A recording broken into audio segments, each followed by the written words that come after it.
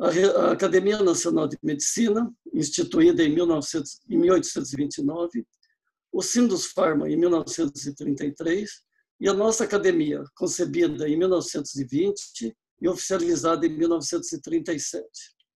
São 378 anos de tradição na cultura de assuntos de ciências médicas e farmacêuticas, onde a terapia e os medicamentos são o foco da atuação. Essas três instituições têm um histórico de atuação estabelecidos em suas origens, com líderes que semearam seus ideais, que sobreviveram a inúmeros desafios e que estão brilhantemente ativos e certamente continuarão por longos períodos. Quero agora convidar o presidente emérito de nossa academia, nosso confrade Lauro Moreto, para expor a motivação do Fórum Pesquisa Clínica, Desafios e Perspectivas. Declaro aberto este fórum. Então, nesse período em que fomos compelidos a respeitar as orientações e disposições estabelecidas pelos nossos governantes, a Academia de Ciências Farmacêuticas decidiu organizar atividades que se inserem em diferentes eixos temáticos das ciências farmacêuticas, como forma de nos manter em interação. Dentre as conferências e palestras que organizamos, duas delas relacionadas com ensaios clínicos suscitaram questionamentos, com moções de apoio e de comentários críticos. Considerando que esses comentários chamaram a atenção de vários líderes, decidimos convidar representantes das Academias Nacional de Medicina e de Ciências Farmacêuticas e do Sindusfarma, e também do meio universitário, para exporem os temas que consideram relevantes nesta primeira edição do Fórum Pesquisas Clínicas, Desafios e Expectativas. Queremos deixar registrados nossos agradecimentos a cada um dos palestrantes que, de forma gentil, aceitaram participar, não puderam participar dessa edição. Registramos também os agradecimentos aos nossos membros mantenedores, Sindusfarma, EMS, Eurofarma, Nuremberg Messe, Becton Dixon, Disotax, Fortune Engineering, Hipofarma, Schott, Stevanato Grupo, OMP, Thermo Fisher e Wheaton. Para moderar este fórum, convido o confrade acadêmico Benedito Barra Vieira, professor titular da disciplina de Infectologia da Unesp de Botucatu, fundador do Centro de Estudos de Venenos e Animais Peçonhentos da Unesp, para dar sequência. Barra Vieira, nosso acadêmico, por favor, assumir o controle e moderar o evento. Boa tarde a todos. Quero agradecer a gentileza da diretoria da Academia de Ciências Farmacêuticas. Barra Vieira, está muito baixo o seu som. Está aberto. Tá, melhorou? Muito pouco, está muito baixo ainda.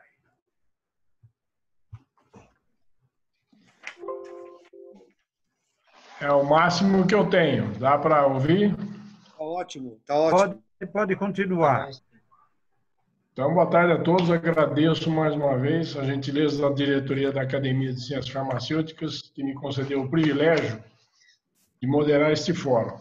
Aproveito a oportunidade para saudar essa enorme e qualificada plateia no nosso auditório visual. Esse evento deverá ser desenvolvido sequencialmente em 4 módulos, 4 apresentações de no máximo 20 minutos. Ao final de todas as apresentações, nós abriremos as perguntas e debates. No sentido de facilitar a tarefa, solicito aos participantes que permaneçam com os microfones fechados. Gostaria de pedir a compreensão de todos os palestrantes que não ultrapassem os 20 minutos previamente estabelecidos. Quando faltar 5 minutos para os 20 minutos, eu interromperei para avisá-lo, para concluir, porque faltam apenas 5 minutos. Para dar início, então, a este primeiro fórum de pesquisa clínica. Vamos, então, já convidar o professor Rubens Belfort Júnior para a sua primeira apresentação. O professor Belfort é presidente da Academia Nacional de Medicina, professor titular da disciplina de oftalmologia da Escola Paulista de Medicina, Unifesp, membro titular da cadeira 87 da Academia de Ciências Farmacêuticas do Brasil. Peço a compreensão de todos para citar apenas que o professor Belfort é pesquisador de renome internacional, omitindo detalhes de um currículo com inúmeras atribuições, premiações e honrarias. Ele nos apresentará o tema Pesquisa Clínica na Pandemia e o papel da Academia Nacional de Medicina. Professor Belfort, com a palavra, o senhor tem 20 minutos para a sua apresentação. Muito obrigado. Muito obrigado, professor. Inicialmente, eu queria agradecer muito o convite e dizer que é uma honra, como membro da Academia de Ciências Farmacêuticas do Brasil, comparecer aqui hoje. E também na condição de presidente da Academia Nacional de Medicina. Vocês me avisem, por favor, se o som não estiver bom. E eu provavelmente, Benedito, vou falar menos do que o tempo que me foi dado, porque ninguém aguenta muito falatório e talvez a gente possa aproveitar para discutir melhor, principalmente depois da reportagem dessa semana das páginas amarelas do Veja, onde o Khan, da famosa Academia Khan, voltou a dizer que palestras de mais de 15 minutos são impossíveis. Eu acho que o importante é uma introdução e propiciar uma discussão. Eu queria agradecer muito a isso e também não posso deixar de parabenizar o nosso grande presidente Acácio Souza Lima pelo dinamismo que, juntamente com o presidente emérito Lauro Moreto, estão dando à nossa academia. É muito bom, gratificante e importante sentir a Academia de Ciências Farmacêuticas no Brasil ocupando espaço juntamente com a Academia Nacional de Medicina e a Academia Brasileira de Ciências. Eu recebi o convite para falar sobre o papel da Academia Nacional de Medicina nessa pandemia. E eu gostaria de, inicialmente, lembrar a importância das academias. A academia é uma entidade antiga, que se orgulha muito de ser antiga, mas, com frequência, a gente esquece da importância dela no presente. Claro que ela tem memória, a memória existiu no passado, mas precisa existir no presente, né? A memória não é absolutamente nada que pertence ao passado, pelo contrário, a memória pertence ao presente. A memória ocorreu no passado, pertence ao presente e é muito importante para o futuro. Esse é um dos papéis da academia. Eu acredito que a academia, e aí eu vejo que as nossas academias estão fazendo isso, tem que ser um grande think tank, um lugar onde se pensa, se discute e conversa. Na área médica, e acredito que em outras áreas, com frequência nós vemos as nossas principais instituições, às vezes um pouco preocupadas demais com eleições periódicas e interesses menores, às vezes corporativistas, que esquecem o problema social maior.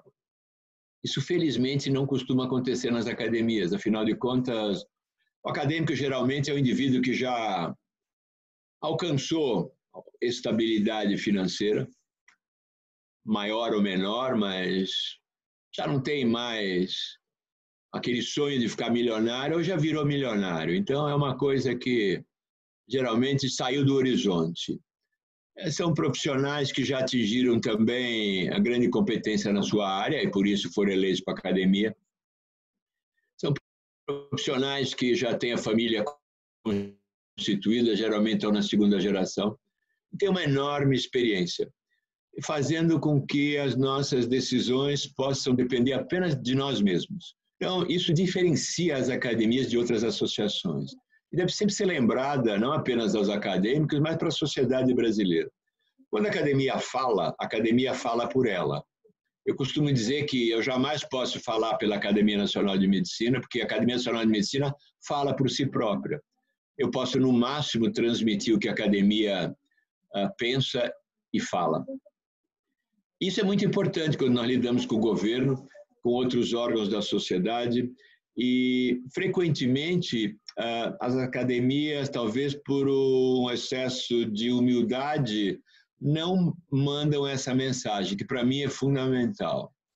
A academia deveria, e quando eu digo academia, cada uma na sua área, mas as nossas academias, lidando com ciências farmacêuticas, médicas e ciência, deveriam estar representadas nos órgãos maiores dos ministérios, justamente balanceando os diferentes interesses e lutando por eles. E dentro desse espírito é que nós estamos também com um grupo muito grande na Academia Nacional de Medicina tratando de agilizar as nossas atividades e ter uma maior penetração na sociedade como um todo. Contamos desde o início com o apoio do presidente Acácio, que, com seu dinamismo, deu apoio total. E, juntamente com a Academia Brasileira de Ciências, fizemos várias atividades e mantivemos vários programas esse ano, inclusive sobre a pandemia.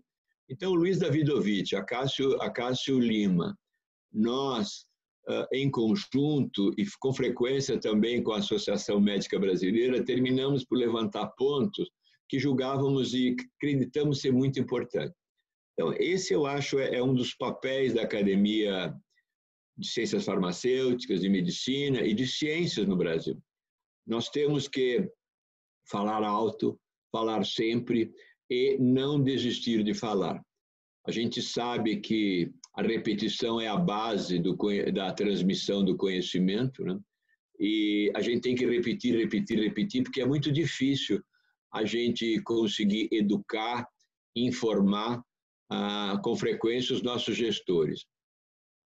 A Academia Nacional de Medicina foi, da mesma maneira que todas as outras entidades, pega de surpresa em março, por ocasião dos primeiros casos de Covid aqui no Brasil. Claro que sabíamos da doença no exterior, sabíamos que ela poderia vir, mas, infelizmente, de maneira geral, diferentes órgãos da sociedade brasileira não nos preparamos adequadamente ainda em fevereiro. Não é crítica a ninguém, a nada, mas é uma constatação. Nós perdemos tempo em fevereiro, perdemos tempo em março e continuamos perdendo tempo. A Academia Nacional de Medicina, logo em março, foi obrigada a encarar a dura realidade do início da situação pior no Rio de Janeiro. Para quem não sabe, a Academia Nacional de Medicina, desde a sua origem, em 1829, tem a tradição de se reunir fisicamente todas as quintas-feiras. E praticamente nunca deixou de se reunir. Quando veio a pandemia e era proibido e impossível a reunião física, optou-se por interromper as reuniões, mas, felizmente, terminou valendo a ideia de tentar transformar as reuniões em plataformas do tipo Zoom, como essa de agora, e funcionou muito bem. Então, felizmente, nós nunca deixamos de realizar nenhuma reunião, e desde o início tratamos de juntar forças distintas para trazer e difundir informações. Uma das lições dessa pandemia é a importância da evidência científica, né? Da conduta baseada na ciência e como nós aprendemos com os erros e desmandos incríveis por parte de muitos gestores. Então, a importância da evidência científica, da informação científica, ficou evidente para um grupo grande de nós desde o início, e nós tratamos de ampliar isso, então, de todas as maneiras. Tratamos desde o início de realizar, então, reuniões, como eu disse, não apenas com outras academias, mas trazendo experiência do exterior. Felizmente, o Brasil foi acometido mais tarde do que outros países. Infelizmente, nós não aprendemos a lição, mas nós tratamos, através da academia, de aproveitar o que existia no exterior. E realizamos uma série de reuniões. Reuniões com academias de medicina de Portugal, com o Reino Unido, com a França, com a Espanha e também com a China. Em cada uma dessas reuniões, nós tratávamos de trazer epidemiologistas, cientistas relacionados à medicina preventiva ou ciências sociais, epidemiologistas e gestores, além de clínicos, para trocar experiências. Isso foi extremamente útil porque serviu também para que gestores de diferentes níveis pudessem entender melhor o que estava acontecendo em outros países. Eu estou dizendo isso não apenas para reverenciar o passado, mas para lembrar o futuro. Eu não preciso lembrar e nem prometo que eu vou tomar partida nessa discussão. Eu costumo dizer que para mim é um tema já extinto, jamais eu quero ouvir discussão sobre isso, mas a cloroquina que explodiu de todas as maneiras, talvez tenha sido só o início de outras discussões que provavelmente serão piores, mais importantes, e corre o risco de levar até uma fragmentação social. Nós estamos agora à beira das vacinas, e as vacinas vão trazer um forte conteúdo explosivo para a sociedade. Se nós aprendemos que as evidências científicas são fundamentais, a informação científica é muito importante, nós todos sabemos como ainda são precárias as informações relacionadas às vacinas. Nós todos sabemos, e não vou perder o tempo de vocês lembrando, as dificuldades de termos produtos que precisam rapidamente ser aprovados e usados em grandes contingentes populacionais, mas ao mesmo tempo tem uma experiência muito pequena, tanto em relação à real utilidade, efetividade, mas também a complicações, doenças e iatrogenia. E nós todos verificamos também que, infelizmente, as vacinas estão se tornando, ou já se tornaram, né, armamento eleitoral. Existe a vacina chinesa, existe a vacina russa, existe a vacina inglesa, existe a vacina chinesa, e, com frequência, os países e seus respectivos presidentes já as endossam. Nós temos a vacina do estado de São Paulo, temos a vacina de Brasília, temos a vacina do Rio de Janeiro, e vai daí para frente. As últimas informações, se é verdade que a Rússia vai produzir a vacinação em massa a partir de outubro, já se começa a perguntar por que o Brasil também não vai aplicar, então, essas vacinas. Então, nós vamos ter que discutir muito isso. E eu volto a dizer, me dá a impressão que o que ocorreu com cloroquina, etc., pode ser muito pior. Nós temos que nos preparar para isso. E o papel das academias, lembrando esses aspectos, trazendo e antecipando a discussão com os diferentes atores e trazendo também a discussão elementos de fora da nossa área, como jornalistas e formadores de opinião, eu acredito que é muito importante. Então, esse é um dos papéis das academias, e esse é um papel que a Academia Nacional de Medicina está tentando levar com protagonismo. Também, uma lição que nós aprendemos, eu digo nós todos, né? Nós não é plural de moderno, nós todos que estão assistindo, diferentes academias, é que a sociedade brasileira, de repente, resolveu relembrar a importância do cientista. Eu achei lindo uma enquete recente que aumentou muito a quantidade de crianças e adolescentes querendo serem médicos ou cientistas ou farmacêuticos. Eles, de repente, estão descobrindo que a vida é mais do que fazer administração de empresa ou marketing e ganhar dinheiro. Se por um lado isso é bom, por outro lado é perigoso, porque a nossa responsabilidade é maior ainda.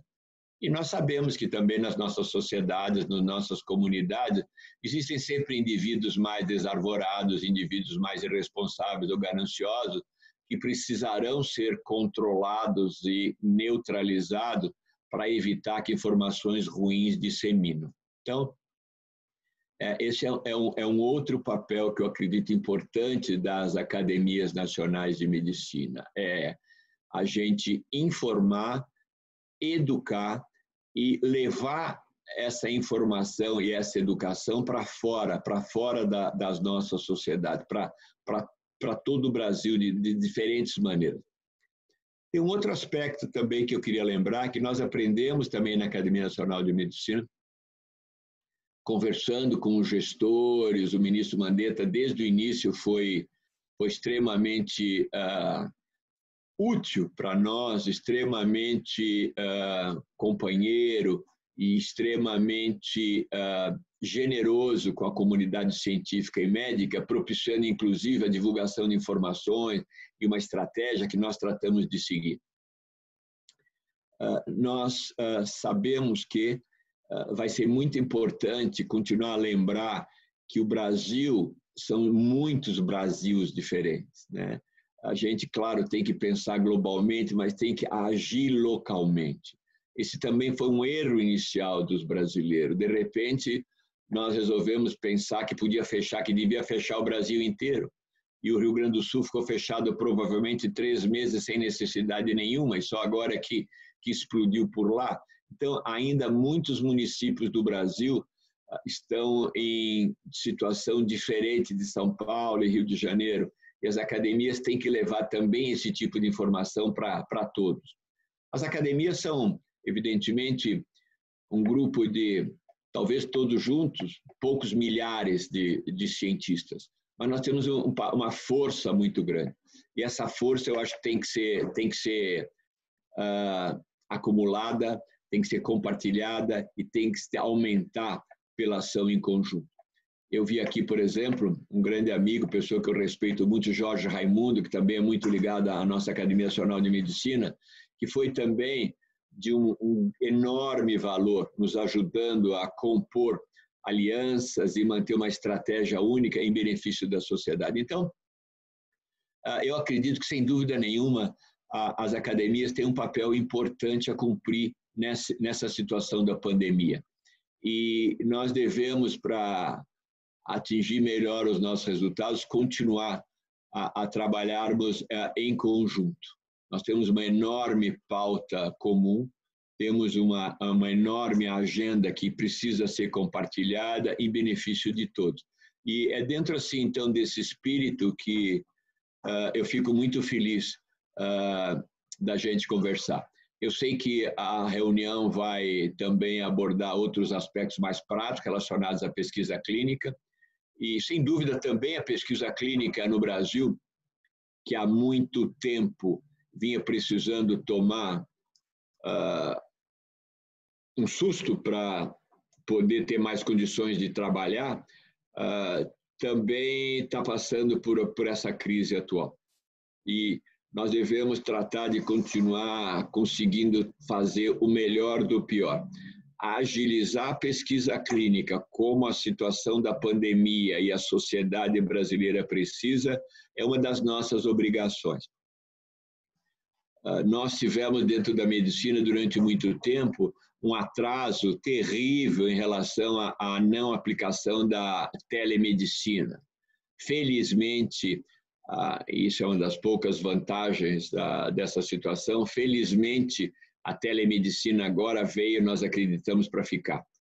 E o emprego da telemedicina, junto com técnicas de comunicação e gestão adequadas, de novo vão fazer, eu acredito, ciências médicas e ciências farmacêuticas trabalhar em conjunto. Eu acredito que a época do paciente telefonar para um consultório, marcar uma consulta, esperar, ficar na sala de espera, finalmente ser atendido, receber um papelzinho assinado pelo médico, procurar uma farmácia, pegar o remédio, ter dinheiro ou não, esquecer de comprar o remédio quando acaba, é uma fase que eu espero esteja terminando. Que o médico... Sim? O senhor tem 5 minutos para as suas conclusões. Tá, eu estou terminando.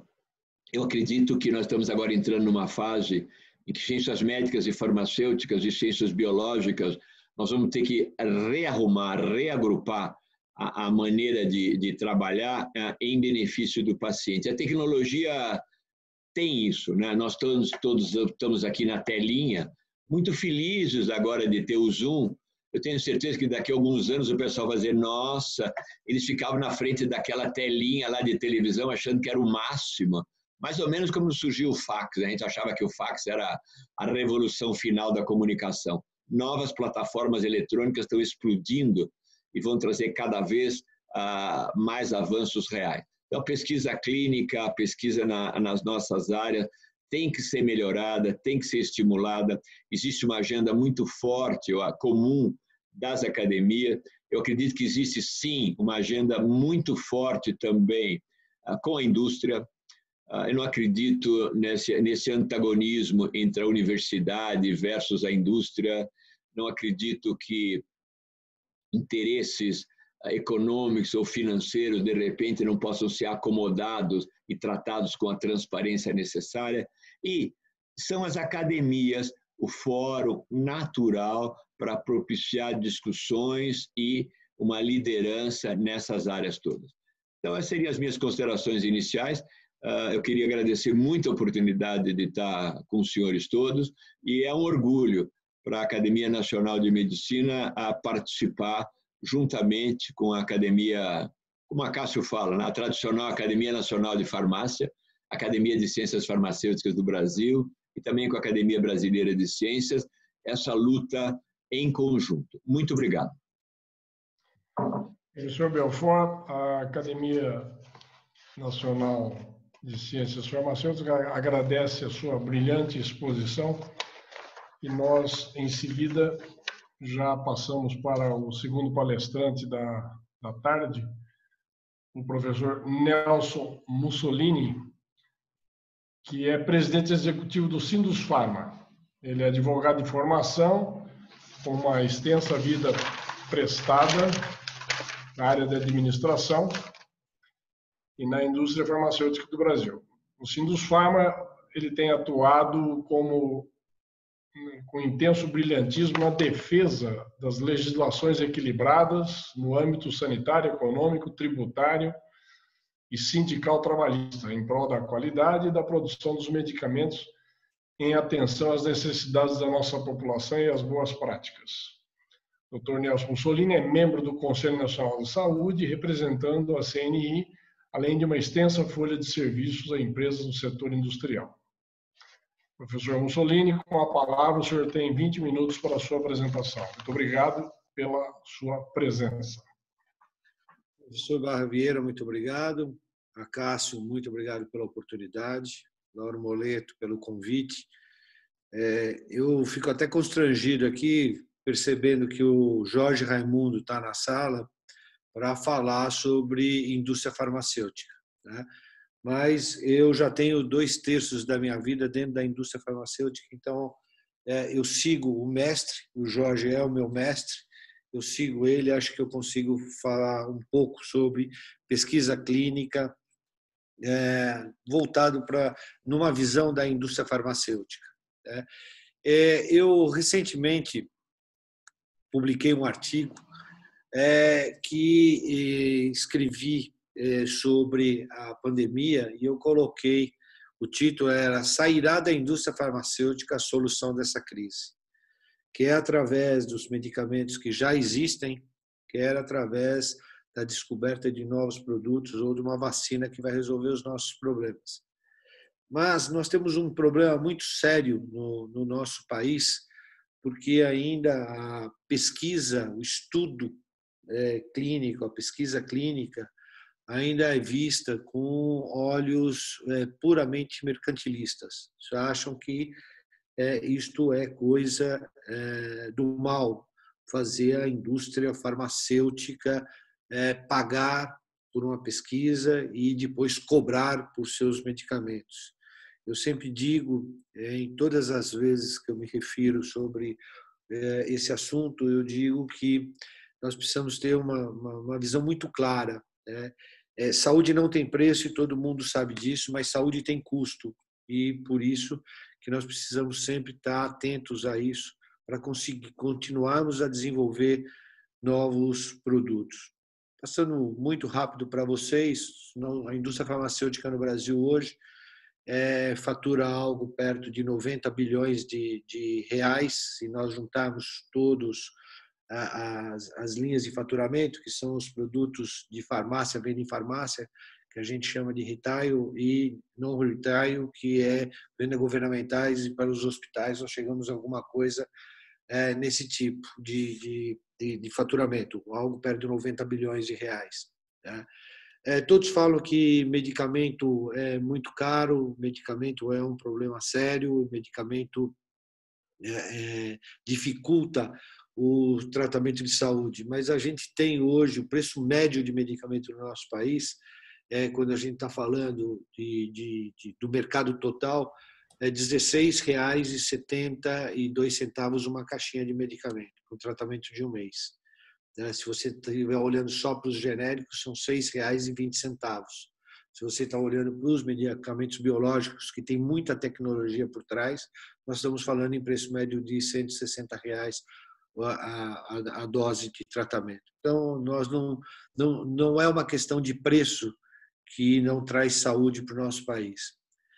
A indústria farmacêutica no Brasil, ela é importante. Ela, se comparada com o mundo, em 2018 ela era a 7ª colocada no mundo, em 2023 ela deveria ser a 5ª, mas com a desvalorização da moeda, eu acredito que a gente deva continuar nessa posição de 7ª a 8ª posição no mundo. No mundo se fatura 1,4 trilhões de dólares em medicamentos. E o Brasil fatura algo perto de 14,5 bilhões de dólares. Ou seja, nós estamos falando em algo perto aí de 1%, 1 e poucos por cento do fatura que o Brasil representa no mundo para a indústria farmacêutica. Então, nós somos importantes, somos grandes, somos um país com uma população muito grande, uma população carente na área de saúde, mas nós só somos 1% da população do faturamento da indústria farmacêutica no nosso país. Nós temos um país em que há uma elevação, há um controle de preço muito rígido. Para vocês terem uma ideia, nos últimos 12 anos, o reajuste médio da indústria farmacêutica foi de 50% dos seus preços, enquanto outras áreas de saúde tiveram reajuste acima de 105%. Planos de saúde, por exemplo, reajuste acima de 123%. Então, o vilão dessa história toda nunca se pode dizer que são os medicamentos. Mas nós temos algumas aberrações no nosso país. Nós temos um número de tributos extremamente alto que levam ao Brasil uma carga tributária de 31% sobre o custo de cada medicamento. Para cada R$10 que a gente gasta na farmácia, que a gente compra um medicamento na farmácia, a gente está pagando para o governo, a gente está entregando para o governo R$3,10. Praticamente 1/3 de tudo que a indústria farmacêutica produz e entrega à população na forma de saúde vira tributo, vira imposto. Só para nós termos uma ideia e compararmos com outros países do mundo, o Brasil é a maior carga tributária sobre medicamento no mundo, né? E a média mundial é de 6%, e o Brasil é 31%. Eu sempre uso o exemplo da França, que tem a maior carga tributária sobre os bens de consumo, e todo mundo sabe disso, mas quando a gente fala de medicamentos, na França, o imposto sobre medicamentos é de 2%. Né? Nós temos ainda um problema seríssimo no nosso país que atrapalha muito o desenvolvimento da nossa indústria, e eu vou chegar na questão da pesquisa daqui a pouco. A burocracia para o pagamento dos impostos.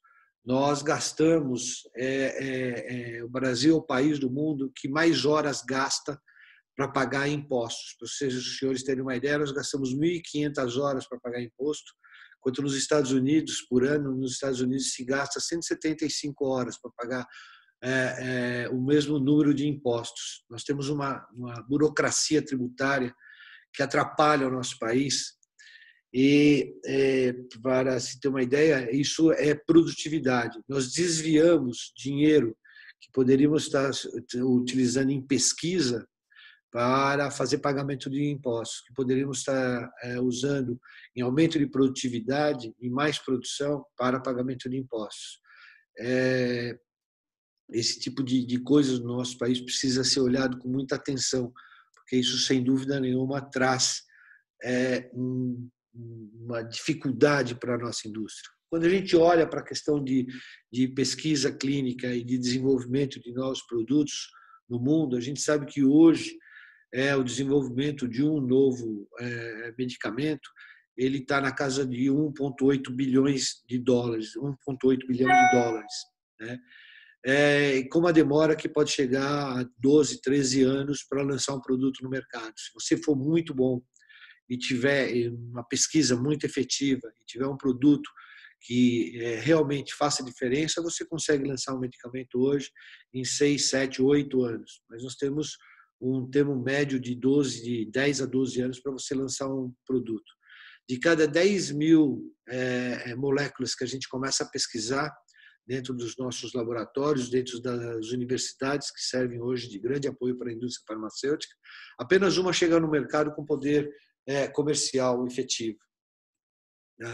Investimento em P&D das 10 maiores empresas do mundo, hoje você encontra 4 que são da indústria farmacêutica: Roche, Johnson & Johnson, Merck e Novartis.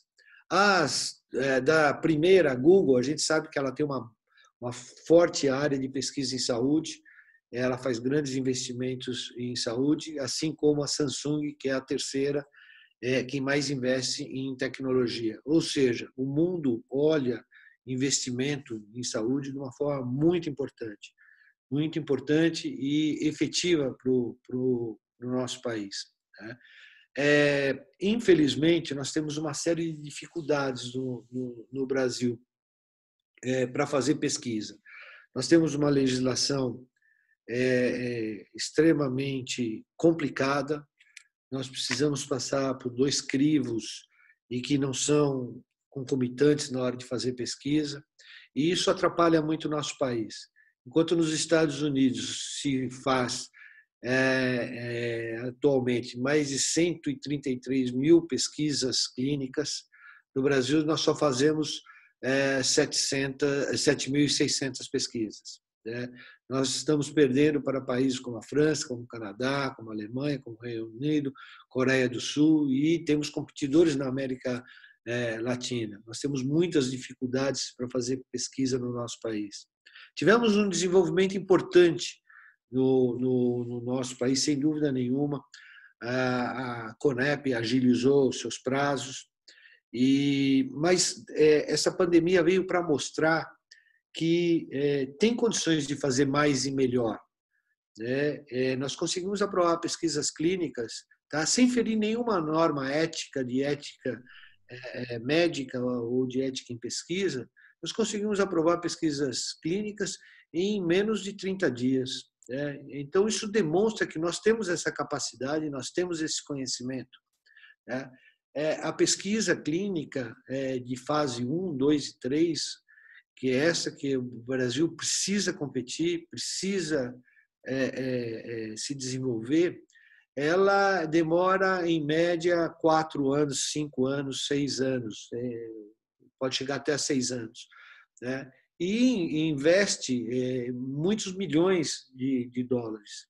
Dinheiro que, infelizmente, em razão da legislação que nós temos hoje no nosso país, dinheiro que, infelizmente, não vem para a nossa academia, não vem para os nossos centros de pesquisa e não vem para o tratamento dos nossos doentes. O Brasil tem condições de fazer pesquisa clínica tão boas, e o professor Belfort sabe disso muito bem, porque ele fez muita pesquisa clínica, faz muita pesquisa na Escola Paulista de Medicina e sabe como a coisa funciona. Nós temos, no Hospital São Paulo, nós temos uma forte tendência e bons mestres e bons cientistas para fazer pesquisa clínica no Brasil.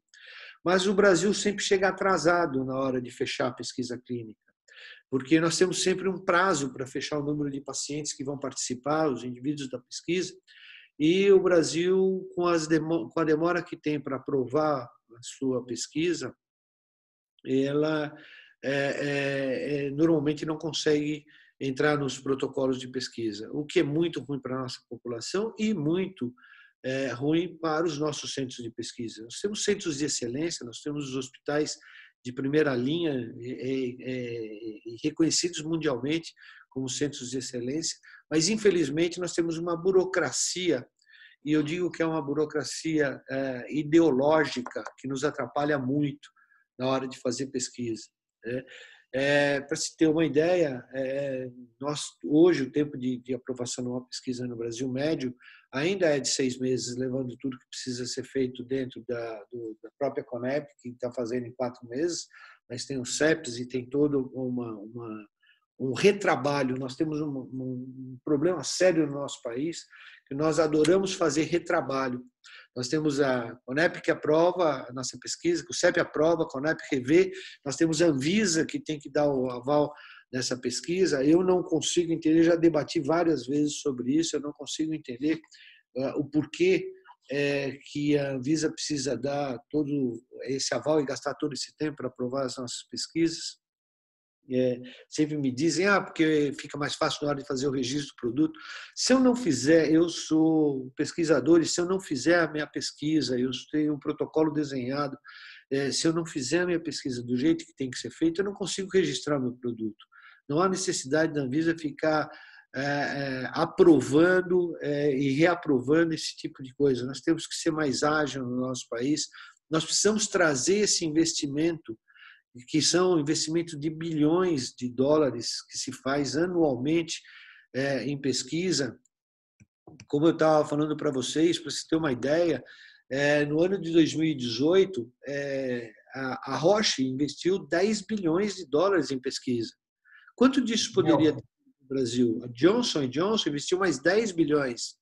A Merck mais 10, nós estamos falando de 30 bilhões de dólares, nós estamos falando 2 vezes o faturamento da indústria farmacêutica no Brasil e investimento em pesquisa. O quanto disso tudo poderia vir uma grande parte para um país que tem grandes pesquisadores, que tem grandes centros de pesquisas extremamente aparelhados. Nós poderíamos efetivamente fazer isso. E aonde nós temos os nossos gargalos e as dificuldades? Nelson, desculpe, o senhor tem 5 minutos para as suas considerações finais. Eu já estou chegando nos gargalos. Onde estão esses gargalos? No nosso termo de livre consentimento, de consentimento livre esclarecido, ele prevê uma série de problemas que em outros países do mundo não tem. O fornecimento de pós-estudo, que nós somos obrigados a continuar fazendo esse fornecimento, isso em outros países não tem. Dos tributos, por incrível que pareça, aqueles tributos que eu falei lá atrás, eles incidem sobre os medicamentos que são doados para os pacientes de estudos. Ou seja, nós temos dificuldades de fazer novos modelos e nós temos uma insegurança jurídica muito grande.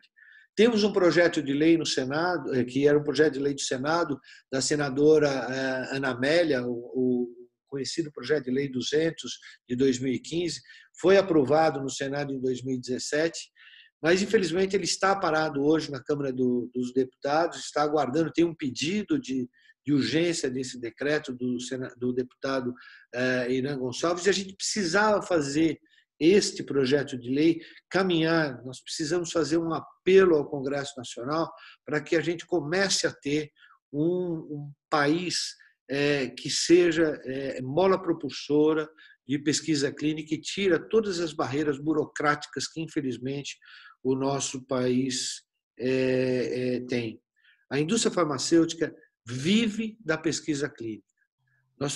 O nosso alimento é a pesquisa clínica, é a pesquisa de bancada, é a pesquisa com os cientistas para trazer os produtos. E como eu falei lá no começo, a gente sabe que através da pesquisa clínica, tá, que nós vamos fornecer aos médicos, aos farmacêuticos, aos membros da saúde em geral, o arsenal terapêutico para que nós tenhamos uma vida melhor, mais longa, mais efetiva, mais produtiva e vençamos os problemas que a gente tem de saúde. Muito obrigado, era o que eu tinha por enquanto. Muito obrigado, professor Nelson Mussolini, pela brilhante apresentação e pelos questionamentos colocados, pelos problemas colocados para a reflexão da plateia. Em nome da academia, eu agradeço muito a sua participação e já passo a palavra para o professor Jarderson Sócrates de Lima, que eu convido agora para participar. Ele é médico de formação, professor adjunto da Faculdade de Medicina da Universidade Federal do Rio de Janeiro, com experiência consolidada em pesquisa com fármacos, medicamentos e desenvolvimento de tecnologias em saúde. Atua em consultorias de pesquisas nacionais e internacionais, é autor de vários trabalhos profissionais em epidemiologia, oncologia e boas práticas clínicas. Ele nos apresentará o tema a harmonização regulatória da pesquisa clínica no Brasil com a ICH-GCP, acesso a medicamentos pós-estudos. Professor, eu acho que eu pulei o professor Luiz Augusto Russo.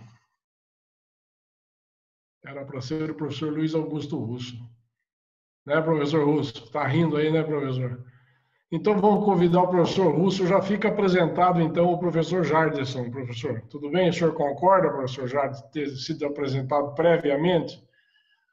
Eu vou, então, apresentar o professor Luiz Augusto Russo. Peço desculpas à plateia. Convido, então, o acadêmico Luiz Augusto Russo, médico de formação com doutorado em Medicina e Saúde pela Fundação Oswaldo Cruz, Fiocruz. Tem larga experiência em endocrinologia e metabologia. É diretor e pesquisador principal do Centro de Pesquisas e Análises Clínicas do Brasil. Tem uma vida profissional com extensa folha de serviços em pesquisas clínicas e novos fármacos e medicamentos. E é membro titular da cadeira 34 da Academia de Ciências Farmacêuticas. Ele nos apresentará o tema Aliança pela Pesquisa Clínica no Brasil e o projeto de lei 8072 de 2017. Mais uma vez, desculpe a todos, professor Russo, com a palavra. Bem, podemos então, o universo sempre conspira a favor, né? Então, podemos inverter o professor Jarderson, enquanto o professor Russo acerta o microfone dele. Professor Jarderson, está presente? Perfeitamente, professor Benedito Javier. Eu estava previsto mesmo a sequência aí do doutor Luiz Russo. Conspira a favor, vamos lá. Mas eu acho que na mesma forma que estava previsto, nós conspiraremos para que tudo se agrupe no final e a apresentação seja de bom grado para todos. Eu gostaria aqui, em nome do ilustríssimo presidente Acácio Alves de Souza Lima, da Academia Brasileira de Ciências Farmacêuticas, agradecer pelo convite que me foi gentilmente formulado pelo presidente emérito Lauro Domingos Moreto, e em nome dos quais eu endereço os meus cumprimentos e divido as honrarias com todos para participar desse evento extremamente importante, como já foi ressaltado aqui pelo professor Rubens Belfort e pelo nosso querido Nelson Mussolini. Para isso, esse tema de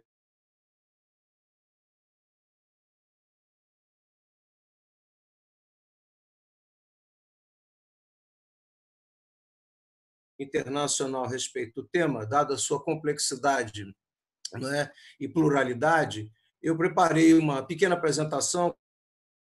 Vejo que na audiência a maioria das pessoas é do setor, trabalha na área, trabalha com pesquisa clínica, tem vida acadêmica ou na indústria ou em centros de pesquisa. Portanto, a linguagem que eu vou utilizar é certamente a linguagem conhecida por todos. Eu vou... Um minutinho, por favor. Eu vou compartilhar a tela com vocês. Estão todos vendo os slides, por favor? Sim. Alô? Sim. Estão todos os slides. Bom, então, relativo ao que me foi atribuído para ter o privilégio de discutir com os senhores e senhoras, é a questão da harmonização regulatória da pesquisa clínica no Brasil, com o ICH-GCP, em particular, o acesso ao medicamento, após o estudo, ao medicamento experimental.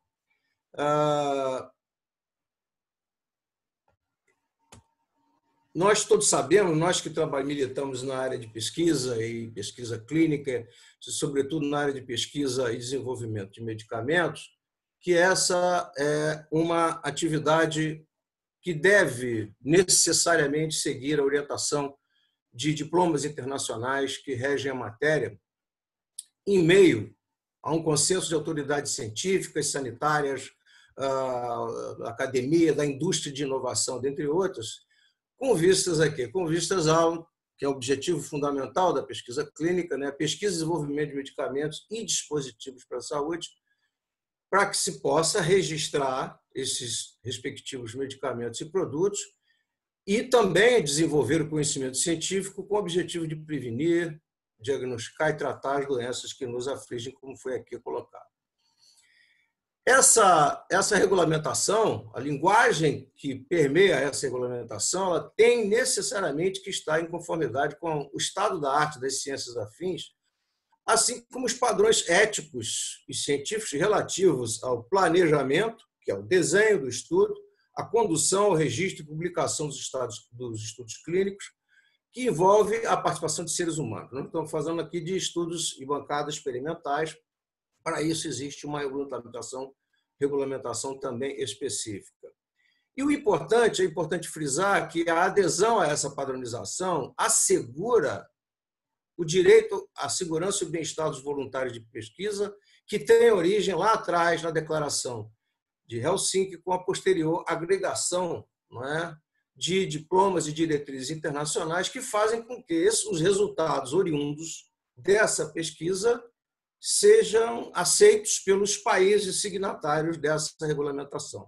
Então, através da Conferência Internacional de Harmonização, e vejam como isso é recente, eu faço questão sempre de lembrar isso, nós estamos caminhando, né, ainda, como se diz, de calças curtas nesse processo, foi sedimentada a partir dos anos 90 e é referenciada por entidades como CIONS, que é o Conselho para Organizações Internacionais de Ciências Médicas e da própria Organização Mundial de Saúde. Nós permitimos, com essa regulamentação, com essa normatização, racionalizar os recursos humanos, animais e materiais. O doutor Nelson Mussolini falou da questão dos custos da pesquisa, obviamente que mantendo as salvaguardas de segurança e eficácia no cumprimento das obrigações regulatórias com vistas a se proteger e promover a saúde pública. O objetivo dessa regulamentação, antes dela ocorrer, cada país tinha a sua própria, portanto, cada necessidade de se repetir estudos, de se fazer procedimentos para que esse medicamento pudesse ser registrado. Essas diretrizes, reparem como é recente, elas, GCP e CH, que são as diretrizes de boas práticas clínicas, foram publicadas, discutidas e publicadas na Assembleia Mundial. Ela especifica normas de condução dos estados clínicos com essa padronização ética a que eu me referi, que visa garantir os direitos e a segurança e o bem-estar dos sujeitos voluntários de pesquisa. E define claramente quais são as responsabilidades dos comitês de ética, dos pesquisadores e dos patrocinadores. Reparem que, nessa discussão de 1996, do ICH GCPS 6, não teve pessoas do Brasil presentes. A própria Anvisa foi criada pela Lei 9782 em 1999, e ela só passou a ser membro da ICH em 2019, e ela foi eleita em 2019, em 2016 ela passou a fazer parte do GCP-ICH, e ela ocupou uma cadeira no comitê gestor da entidade. E, recentemente, ela publicou em português o documento original ICH-6 na segunda revisão. Essas diretrizes éticas, técnicas e científicas, incluindo o GCP, têm ao todo mais de 60 documentos, porque não são só as diretrizes de boas práticas clínicas, são diretrizes diversas relativas à pesquisa e desenvolvimento do medicamento como um todo. E o Brasil, nesse ínterim, ainda carece de um marco legal, como foi dito aqui pelo Nelson Mussolini, que norteie esses aspectos éticos relativos aos ensaios clínicos, a despeito da bem-vinda regulamentação que ocorreu a partir de 1996, mesmo sem que houvesse participação dos elementos que elaboraram a matéria na Conferência Internacional de Harmonização, que foi emanada do Conselho Nacional de Saúde, mas que é de caráter infralegal. E não sou eu que digo isso.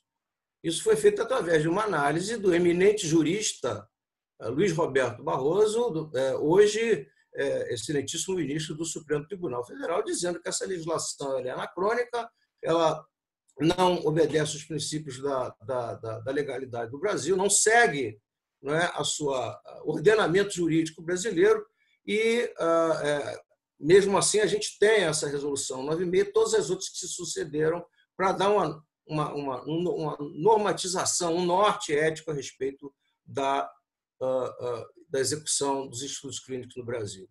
Para isso, e com esse objetivo, foi desenvolvido o projeto de lei, aqui citado também pelo Dr. Mussolini, projeto de lei 200 em 2014, aprovado no Senado em várias comissões, fruto de exaustivas discussões, e que hoje toma o nome de 7082 na Câmara dos Deputados, e que visa essa desejada harmonização com esses diplomas internacionais, para que o Brasil possa falar a mesma língua e utilize os mesmos procedimentos que os países signatários desses diplomas. Em particular, com relação ao acesso ao medicamento experimental, e aí eu estou falando do acesso pós-estudo, acesso expandido e uso compassivo, que na nossa regulamentação, na Resolução 38 da Anvisa, discorre sobre como prover um medicamento experimental a um indivíduo fora do contexto de um estudo clínico, que é extremamente importante, e é sobre isso que nós estamos falando. Nós estamos falando de dar acesso a um medicamento experimental, ou seja, aquele em que não tenha ocorrido a real avaliação, a completa avaliação da relação risco-benefício, coisa que se faz ao final de um estudo clínico. Então, essas diretrizes internacionais, elas incluem o acesso pós-estudo ao medicamento, ressalvadas as condições para indicação e fora do contexto do ensaio clínico. E aí vocês têm o artigo 34 da Declaração de Helsinki, de 2013, e também tem da CIOMS, OMS, as diretrizes da Organização Mundial de Saúde, no guia 10.15, de que o medicamento tem que ser, se demonstrado o benefício, tem que ser oferecido ao sujeito da pesquisa depois da conclusão do estudo, e assim também opinam diversos comitês de ética do mundo inteiro, que nós temos que endossar a recomendação que os patrocinadores, os pesquisadores têm que se esforçar antes da execução, do início de um estudo clínico, assegurar o acesso para a intervenção efetiva para os participantes no final do estudo. No entanto, essas diferentes diretrizes, e aqui não vou fazer, as pessoas conhecem bem todas essas orientações, uma pequena pesquisa no Google Scholar vai abrir um montão de inúmeras publicações científicas a respeito da matéria, mas elas não mostram uma linguagem distinta ou harmonizada e que geram dubiedade. Nós estamos falando que a legislação brasileira é confusa, mas também são algumas questões de normatização, particularmente relativas a esse acesso ao medicamento experimental pós-estudo ou uso compassivo. Não havia consenso sobre esse tema acesso pós-estudo, mas agora não há dúvida que há uma necessidade de se continuar o tratamento, caso o benefício seja comprovado, não havendo alternativa segura e eficaz ao tratamento experimental. E, para isso, a Anvisa publicou em 2013 a Resolução 38, que dispõe sobre a regulamentação sanitária para programa de acesso expandido, uso compassivo e fornecimento de medicamento pós-estudo, oferecendo, então, as condições regulatórias em que isso deve ser feito para a bem da proteção do sujeito da pesquisa. Como é que se pôde obter um consenso? Né? Através do Centro MRCT, que é o Centro do Brigham and Women's Hospital da Universidade de Harvard, que é o Centro de Estudos Clínicos Multirregional, fizeram uma reunião em 2017 com representantes ou especialistas de vários países, América do Norte, Europa, Austrália, América Latina, incluindo o Brasil e a Argentina, com empresas de inovação, com organizações de doenças raras, entidades de bioética, vacinas, Associação Médica Mundial. Para quê? Para que esses pares todos, as pessoas, os especialistas que se dedicam à matéria, pudessem se sentar, como disse aqui o professor Rubem Belfort, discutir, conversar, argumentar para que se pudesse chegar a esse consenso. No Brasil, em especial, a participação da Anvisa foi feita pelo Dr. Ricardo Ecar, e representando a Recepta, a doutora Sônia Dainese, que talvez seja hoje, com certeza, a pessoa mais preparada para discutir o assunto, dado o seu histórico, né, de pesquisa e de estudos na área, e a doutora Juliana Rossi, representando a empresa. Essa figura que eu copiei desse documento de 84 páginas sobre esse conceito do MRCT, ela mostra algo que não pode ficar de fora da abordagem de segurança e eficácia de uma pesquisa clínica no que concerne a fornecimento do produto sob investigação. Então, vocês veem na ordenada acesso pós-estudo e depois, ao longo do curso temporal, das fases da pesquisa, de 1 a 3, depois fase 4, desde o início da pesquisa clínica até que o medicamento se torne disponível pelo sistema de saúde do país, né?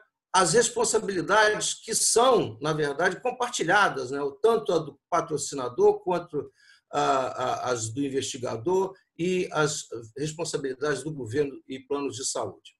Então, nós vemos nesse contínuo de responsabilidades o somatório de fatores que devem ser levados em consideração, por exemplo, do patrocinador, seja ele público ou privado, o acesso ao medicamento, se ele é destinado a uma doença rara e grave, né, e uma necessidade médica não atendida, daí ele precisa planejar para que esse provimento seja feito junto com os demais responsáveis ou protagonistas do ensaio clínico, para que seja assegurado ao paciente, não só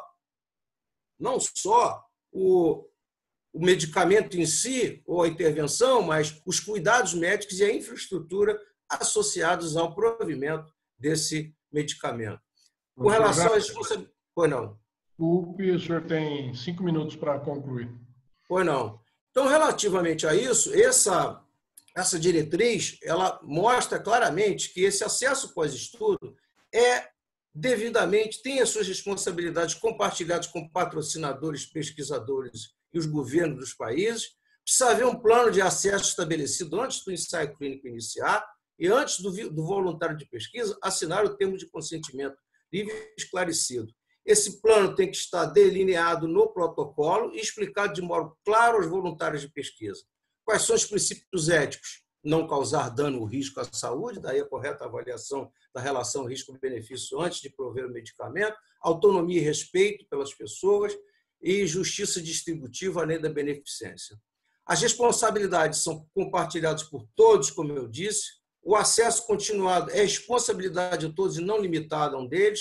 As responsabilidades elas são equivalentes, independente se o patrocinador é uma entidade com ou sem fins lucrativos, entidade pública, privada, de economia mista ou mesmo governamental. E essa provisão deve ser justa, sem nenhum privilégio, e o plano deve estar num termo de consentimento e assinado, submetido ao comitê de ética e assinado pelo respectivo voluntário.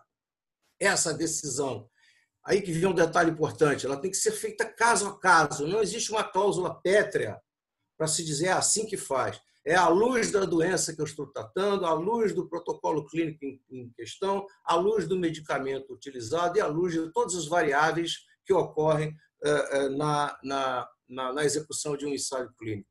Então, eu tenho que obter um termo de consentimento. Se o acesso for consentido, eu tenho que prover os cuidados de infraestrutura e os cuidados médicos e seguir a regulamentação sanitária. Citei aqui a da Anvisa, mas as outras agências também adotaram.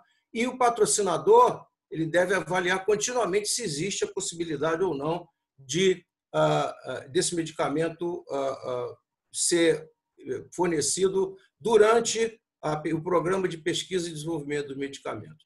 E o fundamental é a consideração à saúde e segurança do paciente e se há alternativa responsável para que esse paciente seja transitoriamente transferido para essa outra alternativa, como usualmente é feito.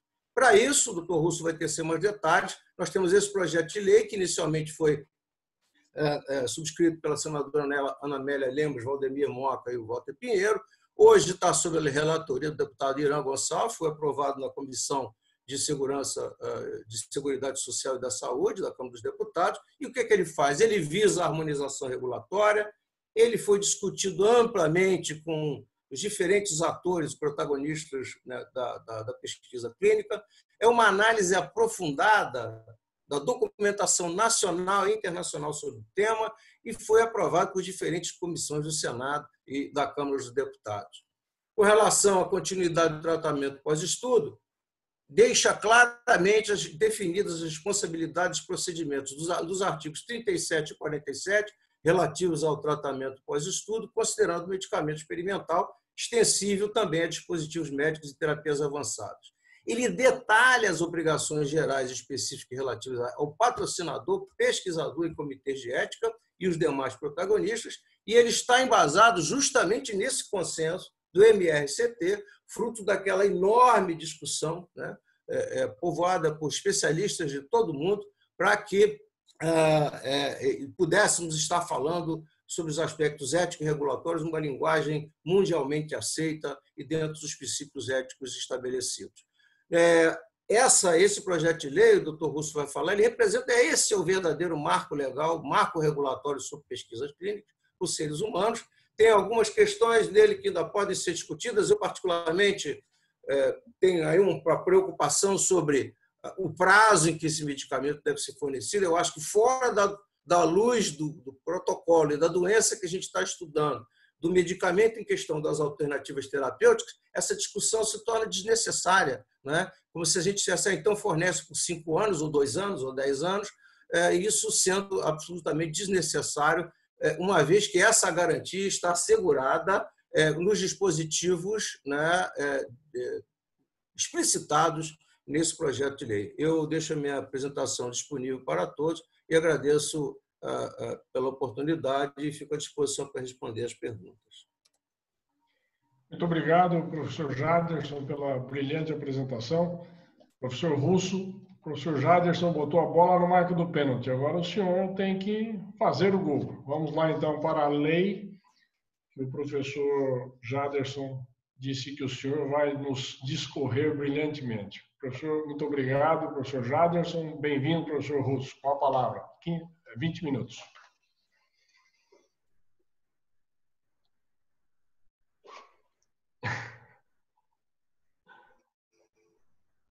De novo, o senhor está sem áudio.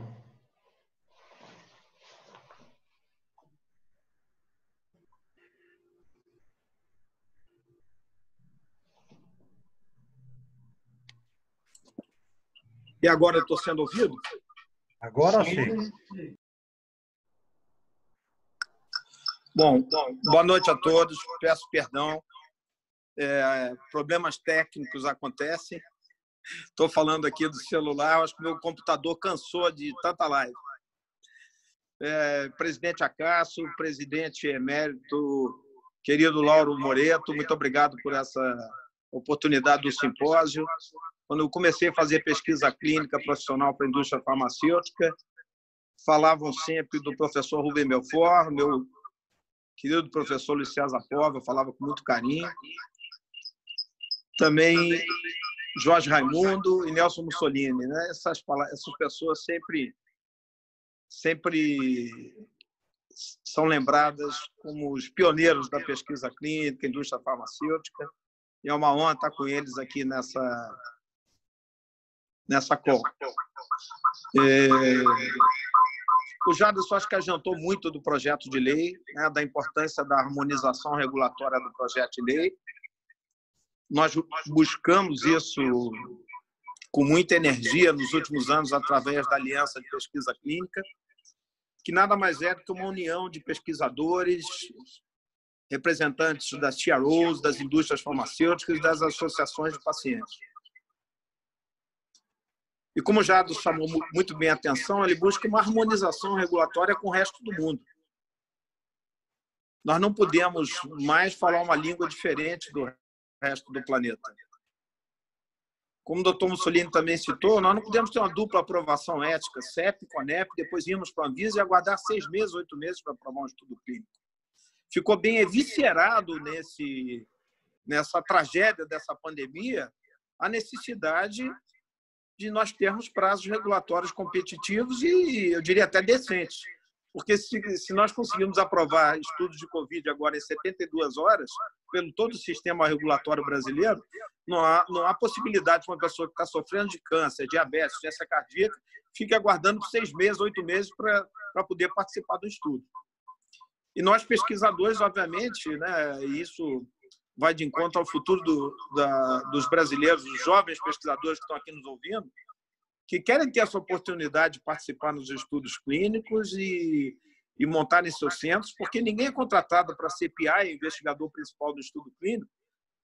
O professor Rubem, que está aparecendo, já conhece isso muito bem, tem que ter uma infraestrutura muito forte, muito grande, para realmente ser contratado e conduzir um estudo clínico com o nível de exigência das autoridades regulatórias e das indústrias e empresas de biotecnologia, que, sem dúvida, é o futuro do mundo. Se nós estamos vivendo até 90, 100 anos, a gente viu agora, durante a pandemia, várias pessoas com mais de 100 anos saindo dos hospitais, né, todo mundo batendo palma, curados da Covid, isso se deve ao avanço da medicina e da pesquisa clínica. Então, isso que nós fazemos é muito importante. E eu conclamo aqui todos que estão assistindo, e os acadêmicos e presidentes da Academia Nacional de Medicina, a Academia de Ciência Farmacêutica, da qual eu faço parte com muita honra, que participem de um documento que está sendo elaborado pela Aliança Pesquisa Clínica Brasil, que surgiu após um parecer muito importante do professor Luiz Roberto Barroso, eminente jurista, atual membro do Supremo Tribunal Federal, que lembrou que o sistema CEP-CONEP ele é um sistema sem lei, é um emaranhado de resoluções que foram se sobrepondo às resoluções da Anvisa e tornaram a vida de um pesquisador clínico no Brasil irritante, como fala o doutor Gonçalo Vecina. É irritante ser pesquisador clínico aqui, você ficar esperando e caindo em pendências intermináveis. Então, novamente, a aliança veio de encontro a essa necessidade. A senadora Ana Amélia Lemos foi sensível a uma demanda popular de 2 pessoas sofrendo de câncer de pulmão no estado dela, no Rio Grande do Sul, e convidou a Aliança Pesquisa Clínica, do qual fui fundador, junto com o doutor Jaderson e outros colegas, a prestar uma consultoria ao seu gabinete e redigirmos o projeto de lei o projeto que começou em 2015 e hoje é o projeto 7.082/2017, que nada mais é do que a declaração de Helsinki e o ICAs condensados de uma forma onde todas as seguranças, integridade, confidencialidade, quem são os patrocinadores, quais os deveres e obrigações de pesquisadores e patrocinadores estão no seu bojo, estão envolvidos. Então, nós consideramos que o momento é muito propício e, novamente, conclamo aqui as academias para que assinem junto conosco uma solicitação, um documento que está sendo elaborado pela Aliança, pela Sociedade Brasileira de Medicina Farmacêutica, Interfarma e outras associações, para que o ilustre deputado Rodrigo Maia venha a pautar na CCJ-C, onde se encontra parado nesse momento o projeto de lei, e que esse documento também siga para o Ministério da Saúde, o Ministério de Ciência e Tecnologia, o excelentíssimo ministro Marcos Pontes, de Ciência e Tecnologia, e que só o ministro da Economia, que o doutor Nelson Mussolini informou muito bem, que só o que está se perdendo aí na pesquisa clínica, nós podemos equilibrar a balança comercial da saúde. O Brasil está perdendo bilhões de dólares aí de investimento em pesquisa e inovação. Eu peço desculpa por esse eco, não sei por que isso está acontecendo, mas eu acho que eu já dei o meu recado aqui e novamente, espero que todos nos irmanamos no meio dessa tragédia e que passamos esse projeto de lei, que ele ande com a ajuda e união de todos, porque não é possível essa situação se perpetuar. Nós perdemos dezenas, quizá centenas de projetos que nem passam pelo Brasil por essas exigências que o doutor Jado chamou atenção, e o doutor Nelson Mussolini também. O acesso à droga pós-trial em toda a situação clínica a proibição do uso do placebo, mesmo quando o protocolo o exige, ou o FDA exige também. Então, são alguns pontos, por mais que a Conep tenha acelerado, e a gente rende aqui uma homenagem por terem desburocratizado, rende uma homenagem ao pessoal que dirige hoje a Conep, a Anvisa também tem jovens técnicos tentando melhorar isso, mas não é o suficiente. Nós não podemos mais esperar 6 meses, 8 meses para aprovar um estudo clínico. A gente espera que isso esteja dentro de um prazo razoável de 60 a 90 dias. Portanto, era isso que eu tinha para falar. Agradeço muito esse simpósio. Foi uma grande oportunidade, professor Lauro Moreto, presidente Acácio, de nós podermos divulgar mais de 150 pessoas que estão nos ouvindo nesse momento. Agora caiu um pouquinho, mas chegamos a 152 pessoas. E desculpe o problema técnico, que eu acho que meu computador cansou de tanta live. Obrigado a todos. Obrigado, professor, pela brilhante apresentação. Nós passaremos agora para as perguntas e respostas. Já temos algumas perguntas no chat. A primeira pergunta vai para o professor Rubens Belfort.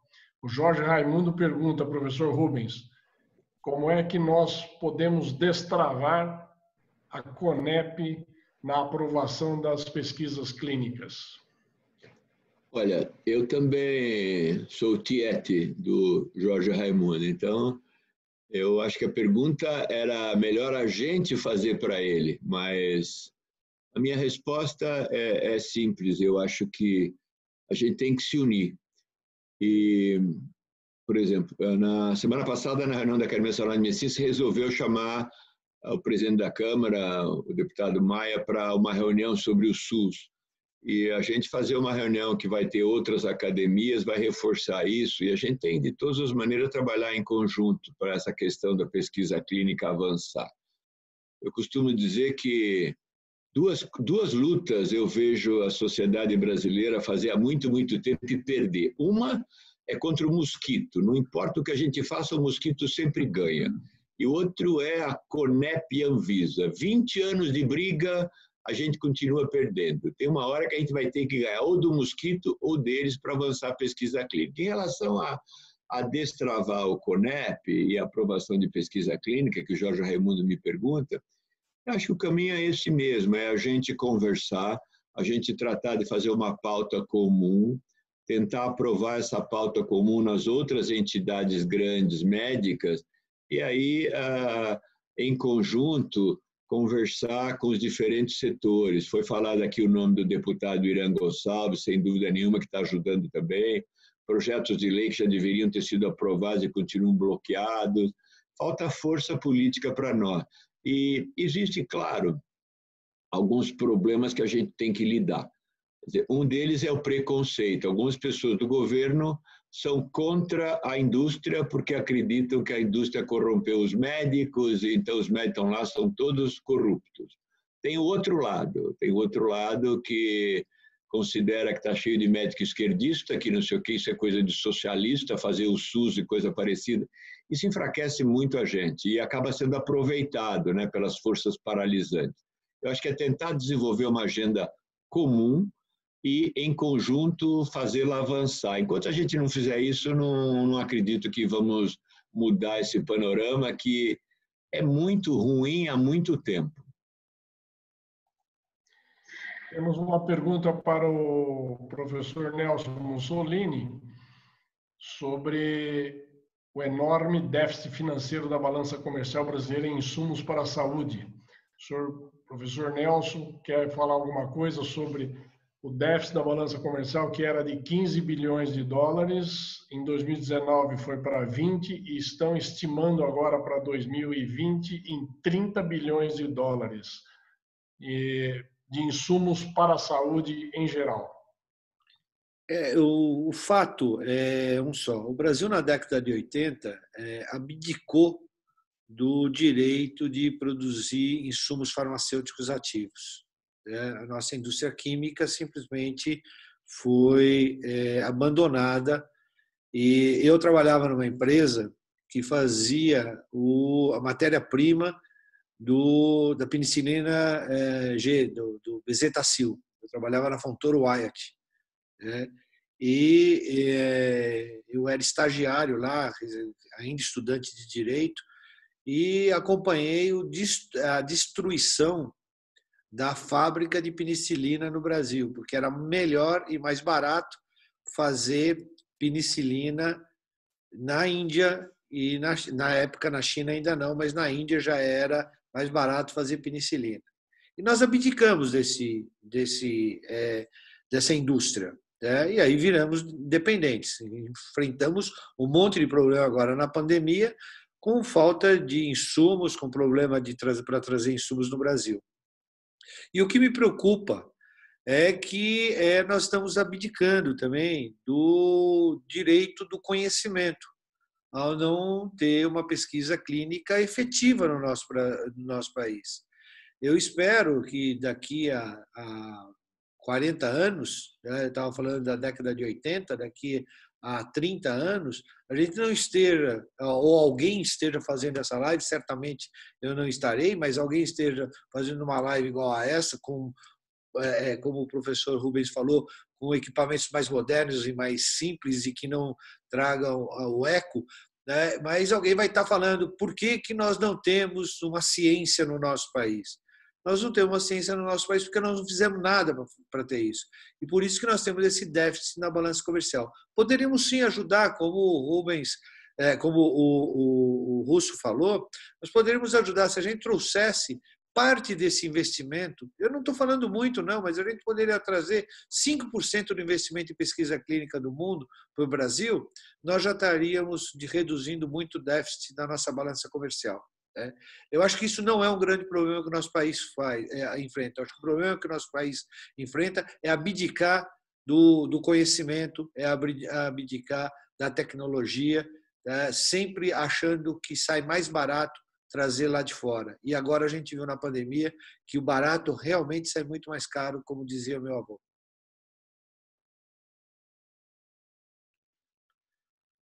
O senhor está com o microfone fechado. Desculpe, continua aberto as perguntas no chat. Enquanto não chegam mais, vou fazer uma pergunta ao professor Jaderson. Como construir o marco legal da pesquisa clínica, professor? Como é que o senhor faria essa construção de um marco legal específico para a pesquisa clínica? Sr. Benedito, obrigado. Esse marco legal já está nas nossas mãos. Esse projeto de lei é fruto de uma construção, de um trabalho de inúmeras mãos e cabeças, né? De pesquisadores, especialistas, pessoal da indústria, juristas, assessores do Senado e da Câmara dos Deputados, que nos ajudaram também. E nós vamos observar que foi assim que os outros países fizeram. O bom de nós estarmos nesse momento, e eu não disse ainda que nós estamos de calças curtas, né? A Anvisa é uma agência recente e a nossa regulamentação também, mas nós estamos num momento muito rico em que o mundo está discutindo isso e harmonizando essa linguagem, essa regulamentação, e com base nisso nós pegamos esses diplomas internacionais, repetindo, né? O nosso processo é infralegal e o parecer do eminente jurista Luiz Roberto Barroso, hoje ministro supremo, muito claro com relação a isso. O sistema atual ele é anacrônico, ele não se presta, ele não obedece sequer os princípios da administração pública. Então, nós estamos com esse marco legal na mão, ele está construindo, talvez precise de um ajuste aqui ou ali, com relação a alguns detalhes, no detalhamento, mas ele está pronto, basta nós nos mobilizarmos, né, como sociedade, se desejamos participar do processo de pesquisa clínica conforme o resto do mundo faz. Eu estou falando do resto do mundo, estou falando América Latina, estou falando América do Norte, estou falando Europa, Ásia e Australásia, enfim, eu estou falando de todos os países que são signatários e participantes, membros ativos da Conferência Internacional de Harmonização, e é esse o nosso desejo. E eu tenho certeza absoluta, como colocou aqui o colega Luiz Russo, que uma vez esse marco regulatório sendo atingido, marco legal, nós teremos a possibilidade de desenvolver a pesquisa clínica de uma forma muito mais objetiva. E eu faço até um desafio a todos os senhores, a todas as academias, se nós, lançássemos o desafio de transformar 20% dos leitos do Sistema Único de Saúde em leitos de pesquisa clínica, né? Quanto isso traria de benefícios para os pacientes, o quanto isso traria de recursos, o quanto isso traria de harmonização, porque eu vou lembrar, é na pesquisa clínica que ocorre a menor incidência de imperícia, negligência e imprudência, e não por acaso. Se nós estamos falando de leis e diretrizes de regulamentos harmonizados e todo mundo cumprindo isso, é óbvio que deve-se esperar uma menor incidência, né, dos agravos à saúde. Ao contrário, a pesquisa contribui enormemente para o desenvolvimento científico e tecnológico e para a saúde pública. O marco regulatório está pronto, basta ser aprovado. Obrigado, professor. Se alguém se sentir lesado, por favor, me interrompa, porque eu estou lendo o chat aqui e tem uma pergunta do Leonardo Teixeira. Não sei se tem alguém antes inscrito. Se tiver, por favor, abra o microfone e reclame. Mas o professor Leonardo Teixeira está perguntando ao Luiz Russo, professor Luiz Russo, por que o projeto da senadora Ana Amélia está parado na CCJ? E depois o Leonardo, pelo que eu entendi, tem uma pergunta ao doutor Mussolini. Então, professor Russo, com a palavra. O senhor está sem áudio, de novo. Então, eu passo para o Leonardo a palavra, que Leonardo, quer fazer uma pergunta ao doutor Mussolini. Porque hoje eu fui pesquisar por que está parado. É o trâmite normal, teria que passar por 3 comissões. Ela passou pela Comissão de Ciência e Tecnologia, passou pela Comissão de Seguridade, Saúde e Família e teria que passar agora pela CCJ, que é a última comissão que passa todo o projeto de lei, que é para ver se ele tem juridicidade e se ele é constitucional. Então, por isso que ele tem que passar por lá. Não foi instalada nenhuma das comissões esse ano por causa da pandemia. Deveria ter acontecido em março, não aconteceu. Então, por isso que ele está, entre aspas, parado lá. O que precisaria ser feito? Tem até relator designado, precisa ver se vai continuar o mesmo relator, porque vai ter que formar a nova comissão. Então, o que o Irã Gonçalves, o deputado Irã Gonçalves fez? Ele fez um pedido para urgência, e obteve 288 assinaturas. O mínimo necessário para o pedido de urgência são 254 assinaturas. Ele obteve 288 assinaturas. Já foi conferido e isso está na mesa do Rodrigo Maia para ele pautar. Ele pode pautar a qualquer momento isso. Basta que haja, e aí precisa, foi o que o Russo falou, e que nós tenhamos que fazer alguma pressão lá dentro. Se nós não formos começar a procurar os nossos deputados, os nossos senadores, os nossos contatos dentro do Congresso Nacional, não anda. Então, a sociedade precisa pautar. Então, e se você entrar na página do Senado, da Câmara dos Deputados, tem lá uma coluna perguntando o que você acha disso. E tem uma série, a maioria das pessoas que se manifestaram a favor deste projeto de lei. Então, infelizmente, o projeto de lei teve um substitutivo, ele necessariamente vai ter que voltar para o Senado para ser reapreciado pelo Senado. Tá? Mas a gente acredita que se a sociedade, e nós somos a sociedade, se a sociedade puder fazer uma pressão, nós vamos ter muita chance de aprovar esse decreto ainda nesse momento de pandemia. Tá? Obrigado, doutor Nelson. O professor Rui Seabra está escondidinho aqui, me ajudando no chat. Vamos lá ver se eu consigo contemplar todos. A Cristine Kamamoto agradece. Pois não. Eu ainda não fiz a minha pergunta para o Mussolini. Ok. Sim. Qual a palavra, Bom, então? Parabéns a todos os palestrantes, né? Foram excelentes. O Rubens Belfort, Nelson Mussolini, o Jaderson e o Luiz Russo, obrigado pela apresentação.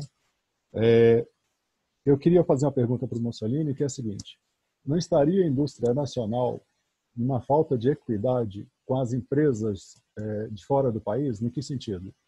Se a indústria nacional vai fazer uma pesquisa no Brasil, ela tem que necessariamente passar o protocolo pelo CEP e Anvisa. Já a indústria fora do Brasil, ela vai fazer toda a pesquisa sem ter anuência da Anvisa e, uma vez pronto, vai trazer todo esse documento e registrar. Ou seja, ela ganha uma agilidade, uma velocidade, o qual a indústria nacional não tem. E o que a gente está percebendo? Algumas indústrias nacionais indo para fora para fazer pesquisa, para não perder esse tempo. Qual que é a visão da... Nós temos um associado que você conhece que montou um laboratório, um centro de pesquisa no Canadá, porque é muito mais fácil e muito mais rápido aprovar a pesquisa no Canadá e depois trazer aqui para o Brasil. Leonardo, aqueles absurdos burocráticos que nós herdamos e nós adoramos essa burocracia no nosso país. Enquanto nós não mudarmos isso, nós não vamos conseguir resolver os problemas básicos que nós temos no nosso país. Quando eu fiz a minha fala, eu mencionei o quão absurdo é eu ter que aprovar no CEP Connect e depois mandar para a Anvisa.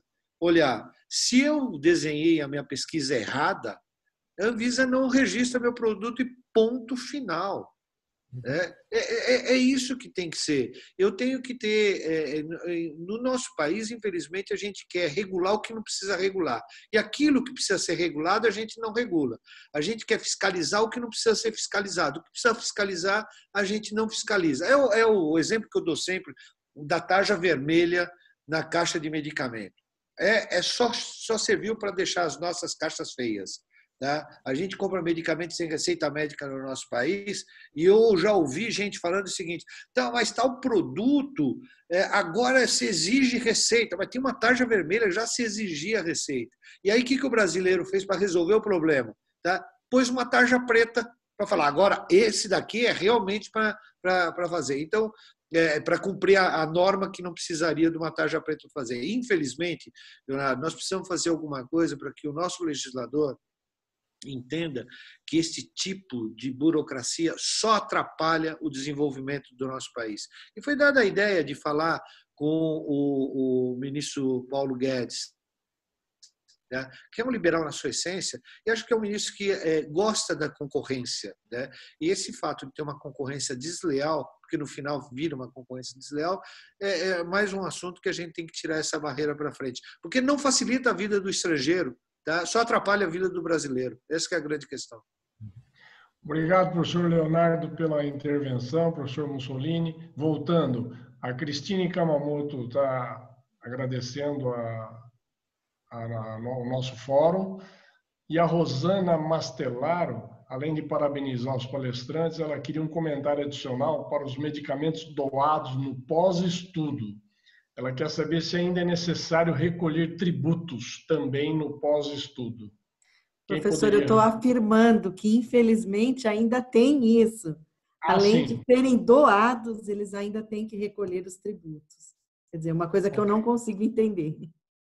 Não, só ao invés de doar 13, eu só posso doar 10, porque 3 eu tenho que pagar como imposto. Ok. O Etamir... Professor Benedito, desculpa, é que esse eu preciso falar. No Brasil, infelizmente, é melhor queimar o medicamento do que doar o medicamento. Se a gente queimar o medicamento, a gente tem crédito tributário. Se a gente doar o medicamento, a gente paga imposto sobre a doação. É mais um absurdo. Se a gente começa a falar de absurdo no nosso país, a gente vai ficar transtornado. Mas é mais um absurdo que a gente tem aqui. Me desculpa ter interrompido. Não, fica à vontade.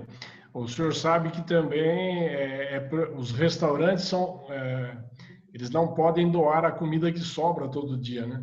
E aí, na pandemia, um restaurante lá de São Paulo, eles juntaram para ajudar os carentes e 2 morreram com um remédio de rato. Que passou na televisão esses dias. O senhor vê como é que é controverso o nosso país, né, professor? Mas, continuando, a Etamir, eu não sei se é Etamir Eduardo Ribeiro Catelli, para o professor Jaderson. Como aproximar ainda mais os patrocinadores, ou seja, a indústria farmacêutica, da academia, com as universidades, a fim de alavancar a pesquisa científica? É para o professor Jaderson a pergunta, ou a afirmação. Professor Barra Vieira, o comentário, o professor Rubens quer também fazer um comentário sobre um tema anterior. Ok. Está aberta a palavra. Quem? Eu gostaria, então, de comentar. Eu não quero jogar fogo, mas eu acho uma coisa que atrapalha é a divisão da indústria farmacêutica. Esse negócio de ter... Desculpa, eu sou assim de fora, então provavelmente a minha visão não é muito detalhada, mas como o Dr. Luiz Russo falou, desde os tempos do passado, com meu amigo Luiz César Pova, muitas dezenas de anos, a gente vê o que acontece em Brasília, no Congresso, nessas agências todas. Eu sou tão velho que eu sou de antes da Anvisa. Pois é. Esse negócio de ter vários sindicatos, vários grupos representando a indústria farmacêutica é uma fraqueza. Eu entendo que podem existir, mas facilitaria muito também existir uma agenda comum. E aí eu vou lhe dizer, não é apenas a dificuldade de Anvisa-Conep que leva a alguns empreendedores nossos ao Canadá, aos Estados Unidos. É que nós somos pobres e temos pouca gente culta em volta. Quando você descobre uma coisa na Califórnia, no Vale do Silício, qualquer lugar desse, você olha para o lado, você tem dezenas de milhares de milionários querendo botar dinheiro. Aí você tem uma descoberta boa no Brasil aqui, você fica meses e meses tentando desesperadamente arrumar alguém que queira investir. É mais fácil conseguir investidor lá fora do que aqui, porque nós somos pobres. E é muito mais fácil conseguir pesquisador barato lá fora e bom do que aqui, porque nós não temos muitos e o sistema também de pesquisa no Brasil é muito ruim. Então, eu acho que também a gente não pode demonizar com excesso Anvisa e Conep, porque não é só isso, tem problemas estruturais importantes que a gente tem que entender para conseguir avançar. São dois aspectos que eu acredito que fazem parte também das peças do tabuleiro.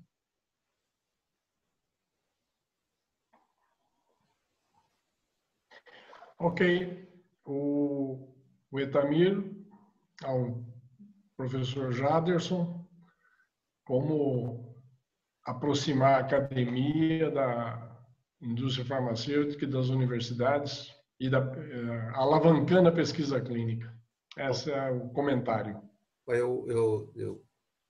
Na minha carreira como pesquisador e docente, eu trabalhei muito com essa questão de pesquisa e desenvolvimento com capacidade associativa, né? Juntar esses cérebros, né, a que se referiu o professor Rubens Belfort, da academia, da indústria, juntar esses elementos para que a gente tenha um processo de pesquisa, desenvolvimento e inovação que faz parte. Se nós formos ler o documento do Ministério de Ciência e Tecnologia, nós vamos ver que pesquisa, desenvolvimento e inovação, incluindo a pesquisa clínica, fazem parte das prioridades do nosso Sistema Nacional de Pesquisa e Desenvolvimento e do Ministério da Ciência e Tecnologia. Esse documento já tem mais de 10 anos. Eu trabalhei muito com o Sistema SEBRAE e o sistema e a Fundação Biominas, tentando encontrar projetos nas universidades que pudessem ser do interesse da indústria, e em 5 áreas terapêuticas: oftalmo, doenças infecciosas e parasitárias, câncer, diabetes e doenças metabólicas de uma maneira geral. Pois em 30 dias nós tivemos a possibilidade de, dentro da Sanofi, por exemplo, encontrar mais de 200 solicitações, 200 oportunidades vindos nessas 5 áreas terapêuticas da academia de uma maneira geral. Mas aí nós nos deparamos com um problema.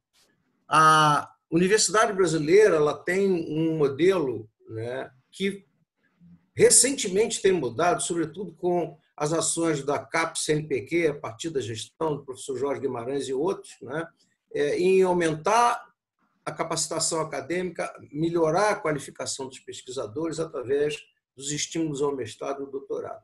Mas o modelo utilizado até o momento, ele tinha um foco, que é foco na publicação científica e não na inovação, porque é isso que cobram dos pesquisadores. Ninguém cobra do sujeito, você tem quantas patentes, você tem quantos projetos de inovação, você tem parcerias com que entidades, né? No exterior, eles perguntam até se a gente é voluntário em alguma coisa, né? Para fazer parte do currículo. Então, nessa questão, eu verifiquei, nesses tantos projetos selecionados, primeiro, a dificuldade burocrática, aí eu volto ao que colocou o Tonelson Mussolini a respeito, a dificuldade burocrática de se fazer pesquisa, a começar pela questão da patente, né? Veja quanto tempo o INPI demora para conceder uma patente. As patentes que nós conseguimos analisar eram fracas, isso uma linguagem do componente jurídico, né?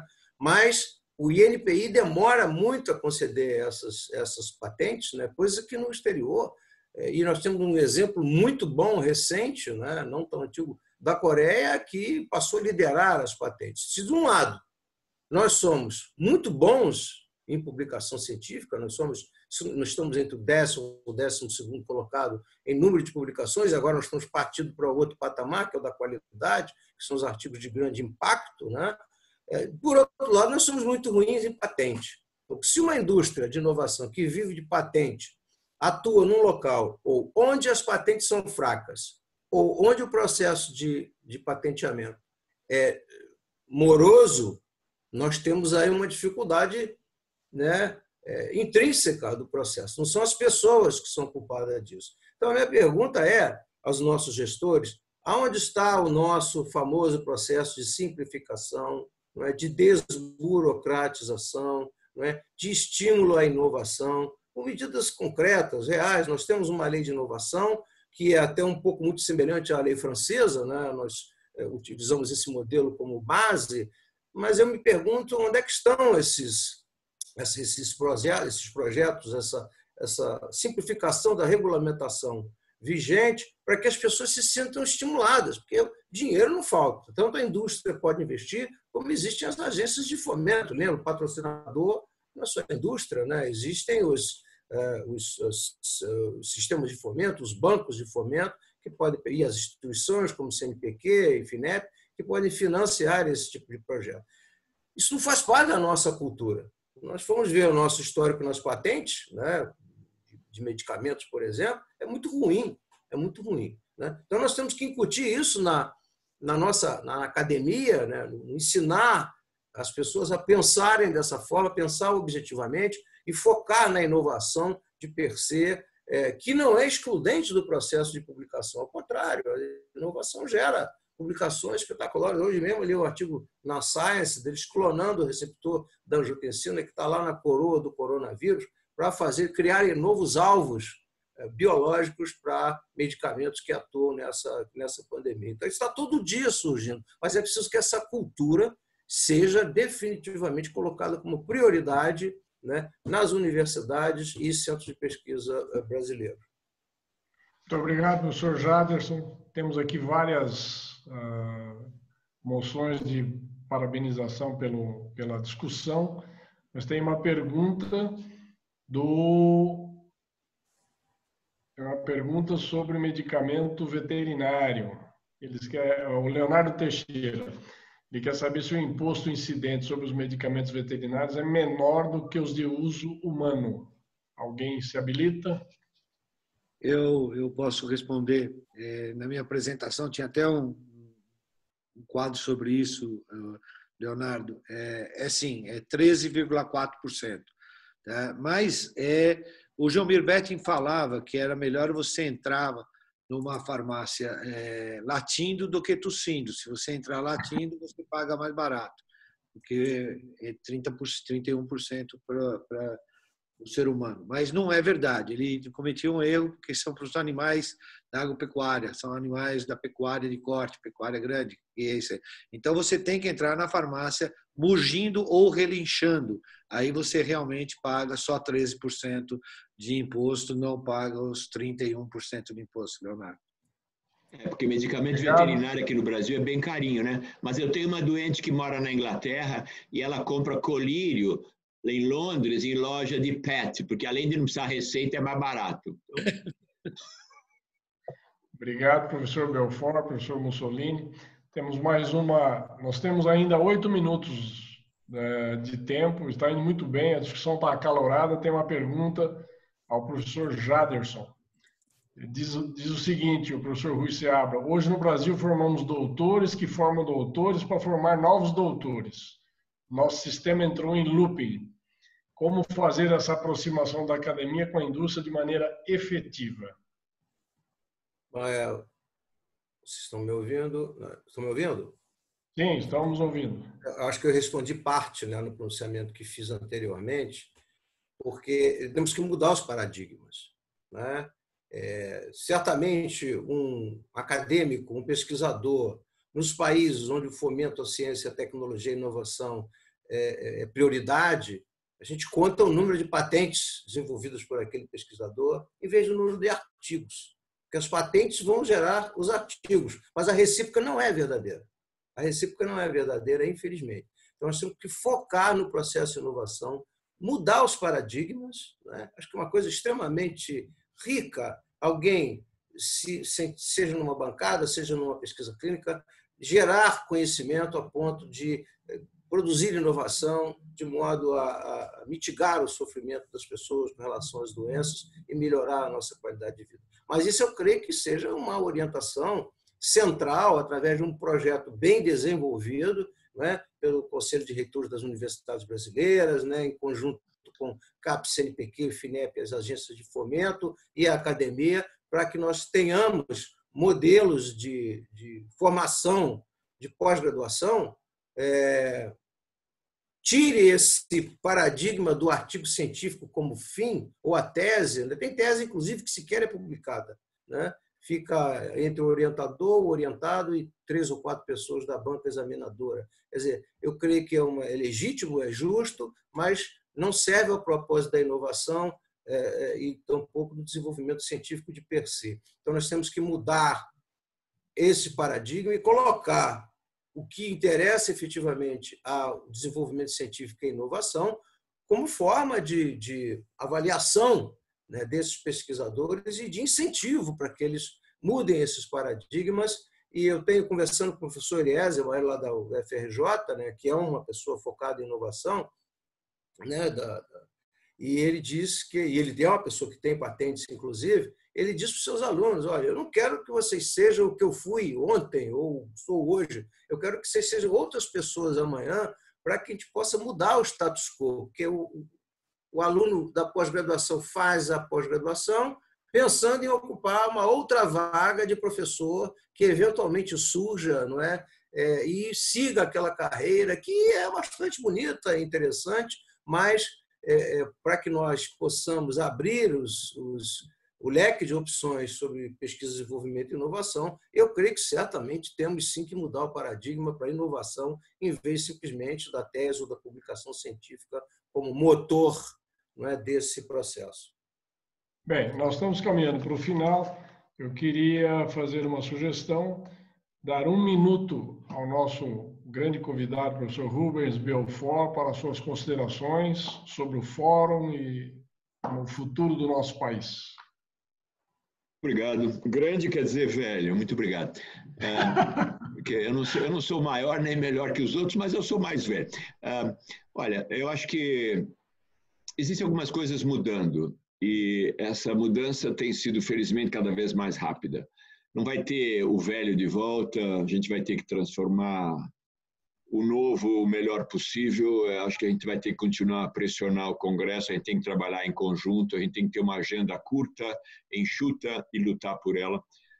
Uma coisa muito importante que está acontecendo, não sei até que ponto vocês que estão na indústria acompanham, é a mudança do mestrado e o doutorado tradicional acadêmico para o profissional. Quer dizer, o indivíduo está... Até porque a dinâmica da nossa universidade, principalmente a pública, é tão ruim que o indivíduo tem mestrado, tem doutorado, ele jamais vai conseguir ter uma posição acadêmica, não tem vaga.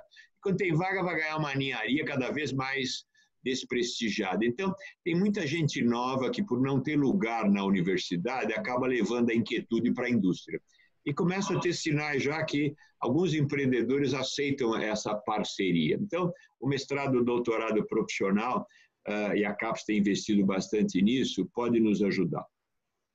Eu quero agradecer muito por ter participado aqui. E agora, eu acho que o Zoom desses não pode terminar em nada. É muito importante que a gente tente tirar alguma coisa para caminhar em conjunto. Muito obrigado. Obrigado, professor Belfort. Nessa linha, professor Nelson Mussolini, 1 minuto. Bom, primeiro eu quero agradecer a oportunidade e concordo em gênero, número e grau com o professor Rubens Belfort. Nós precisamos gerar um documento desse webinar. Eu acho que valeria gerar um documento, pegar as 150 assinaturas das pessoas que estavam aqui e apresentar aos nossos deputados, mais uma vez, aos nossos senadores, para que a gente tenha realmente um país que olha a pesquisa clínica como um instrumento de desenvolvimento e um instrumento de disseminação de saúde. Acho que isso é extremamente importante.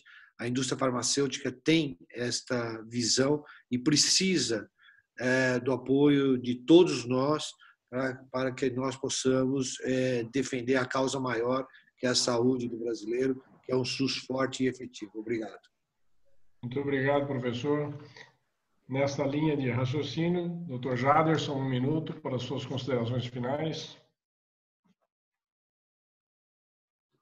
Eu faço minhas palavras dos que me antecederam. Esse fórum, aqui agradecendo mais uma vez à academia por essa oportunidade, esse fórum é extremamente importante, mas é também muito, talvez mais importante, que ele tenha uma solução de continuidade, né? Que a gente continue discutindo, continue na temática de pesquisa, desenvolvimento e inovação no país, e elabore documentos, colha assinaturas, vamos aprovar o projeto de lei, o marco legal tão desejado, mas vamos continuar, e esse também é um dos objetivos da Aliança Pesquisa Clínica Brasil, vamos divulgar, vamos educar, vamos trabalhar juntos para que a gente possa criar um ambiente rico e favorável para que a pesquisa se desenvolva e possa dar os resultados que esse país tanto apresentou e apresenta os potenciais, né, o potencial ainda não atingido. Obrigado a todos.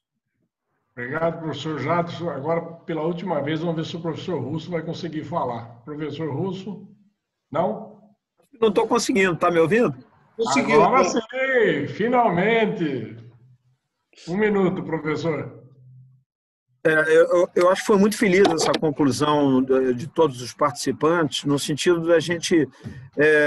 o documento já está elaborado, professor Belfort, o documento já está pronto, tá? Ele foi elaborado pela Aliança, Sociedade Brasileira de Medicina Farmacêutica, Interfarma, Sociedade Brasileira de Endocrinologia, a gente pode distribuir para todos assinarem, e os ouvintes, obviamente, são muito bem-vindos a participarem da Aliança em prol da pesquisa clínica no Brasil, assim como todas as academias. É uma luta que eu e o Jaderson começamos há 6 anos atrás e não vamos abrir mão, que é de conduzirmos pesquisa clínica no Brasil como se conduz em todos os outros países. É um legado que nós queremos deixar para os mais jovens. Os jovens não têm paciência de aguardar 6 meses, 8 meses para aprovar um estudo clínico. Então, é isso que nós desejamos para a nossa nação, né? Que a gente consiga daqui para frente e esse simpósio seja um marco, né, entre as academias e todos que têm interesse em pesquisa clínica e pesquisa e inovação, possa frutificar um documento que estimule os nossos congressistas a pautarem e aprovarem o projeto de lei que saiu das mãos da ilustre senadora Ana Amélia Nemes, que a gente tem aqui também rendeu homenagem a ela. Muito obrigado aí pela oportunidade, desculpe pelas falhas técnicas do meu computador. Quer dizer que a ordem é botar o Acácio para trabalhar. O Acácio tem que trabalhar mais. Pronto. É isso. Quero agradecer ao professor Rui, que me ajudou aí no chat, e retornar a palavra. Agradecer todos os palestrantes. Existem muitos elogios no chat, não dá para citar todos os nomes, porque são centenas de pessoas participantes. Quero agradecer os 4 participantes que conduziram o evento. Retornar a palavra ao nosso emérito Lauro Moreto para iniciar o encerramento desse primeiro fórum. Professor Lauro Moreto. Muito obrigado a todos. Eu acho que foi excelente, né? Eu queria só, para encerrar dentro do nosso período de tempo, renovar os agradecimentos a todos os nossos conferencistas e também ao nosso moderador. Passo agora a palavra ao nosso presidente para o encerramento oficial deste fórum.